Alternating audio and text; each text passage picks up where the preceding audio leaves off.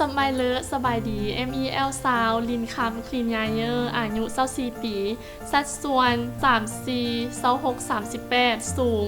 166ซมปัจจุบันกำลังศึกษาอยู่ที่ Wall Street English ตัวแทนจากแขวงอุดมไซ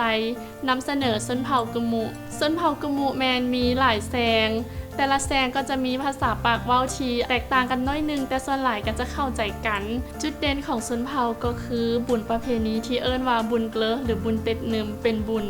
ปดปีส่งท้ายปีเก่าต้อนรับปีใหม่ของชนเผ่ากะมุ